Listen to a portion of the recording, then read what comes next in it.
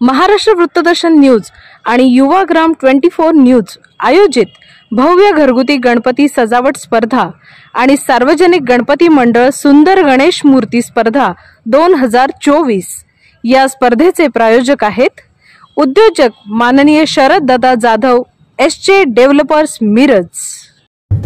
गणपती बाप्पा मोरया। नमस्कार। महाराष्ट्र वृत्तदर्शन न्यूज आणि युवाग्राम 24 न्यूज आयोजित सार्वजनिक गणेशोत्सव मंडळ सुंदर मूर्ती स्पर्धेमध्ये मी पूर्वा तुमचं मनापासून स्वागत करते। या स्पर्धेसाठी आपले प्रायोजक आहेत उद्योजक शरद दादा जाधव एसजे डेव्हलपर्स मिरज।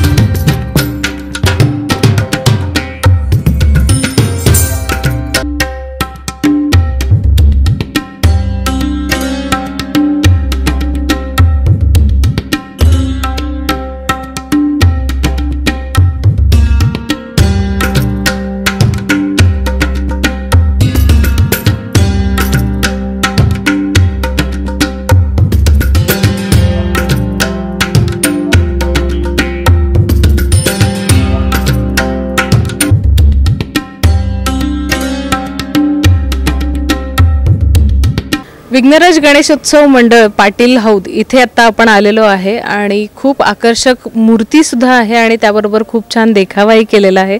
त्या संदर्भात बोलूयात आता। मंडळाचे सभासद आपल्या सोबत आहेत। नमस्कार। नमस्कार। नमस्कार। तुमच्या मंडळाचं विशेष काय सांगाल, विशेषपण आणि मूर्तीचं काय विशेष सांगाल? आपल्या मंडळाची स्थापना 2011 साली पाटील हौद येथे सर्व तरुणांनी एकत्र येऊन केलेली आहे आणि आता हे आपल्या मंडळाचं 15वं वर्ष आहे आणि आपण यावर्षी महाराष्ट्राची कुलस्वामिनी आई तुळजाभवानीच्या मंदिराची प्रतिकृती देखावा म्हणून सादर केलेली आहे आणि आपला गणेशांची जी मूर्ती आहे ती आपली पारंपरिक अशी मूर्ती आहे, जेणेकरून महाराजा टाईप वगैरे ज्या आसनारूढ अशा गणपतीच्या मूर्ती असतात त्या प्रकारे आपली गणेशाची मूर्ती आहे। आणि आपल्या तुम्ही बघू शकाल की श्रींच्या मूर्तीला आपण विविध चांदीचे दागिने अलंकार म्हणून चढवलेले आहेत। किरीट असेल, गदा असेल, चारी हातातले कडे असतील, दोन्ही कान असतील, अशी हुबेहूब आपण मूर्ती साकार केली आहे। दरवर्षीप्रमाणे आपण तीच मूर्ती स्थापन करतो। हे तरी झालं म्हणजे देखाव्यापुरतं, पण मंडळातर्फे तुम्ही सार्वजनिक लोकांसाठी म्हणा किंवा इतर असे काही कार्यक्रम घेता का? आपल्या मंडळामध्ये आपण दरवर्षी हिंदू धर्माप्रमाणे ज्या काही चालीरीती परंपरा आहेत त्यानुसार आपण सहस्त्रावर्तन घेतो, मंत्रजागर असतो। नेहमीप्रमाणे गणेश याग देखील यावर्षी आपण रविवारी ठेवलेला आहे आणि जे काही धार्मिक कार्यक्रम आपल्या मंडळाकडून आम्ही दरवर्षी करण्याचा प्रयत्न करतो ते सर्व आपलं मंडळ आजही गेले 15 वर्ष झाले आपण करतोय। इथून पुढे आम्ही तेच चालू ठेवणार आणि पुढील वर्षी देखील सर्व भक्तांना आपण एक चांगला देखावा सर्वांसमोर आपण सादर करण्याचा नक्कीच प्रयत्न करणार।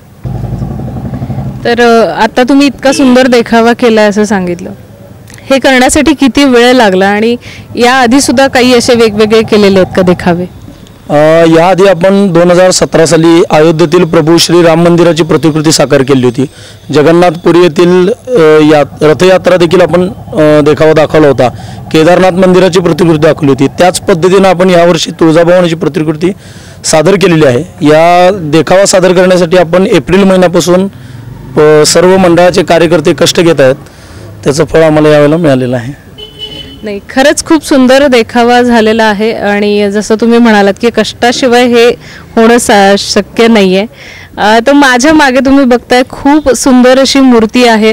जसं त्यांनी सांगितलं की पारंपरिक हीच मूर्ती त्यांच्याकडे कायम असते आणि ह्याचं स्वरूप त्यांनी दाखवलं, जसं की गधा असेल किंवा कडे असतील, त्रिशूल आहे किंवा चांदीचे कान आहेत, किरीट आहे, मागचं हार आहे. ह्या सगळ्या गोष्टी त्यांनी मंडळाच्या गणपतीसाठी खास केलेल्या आहेत.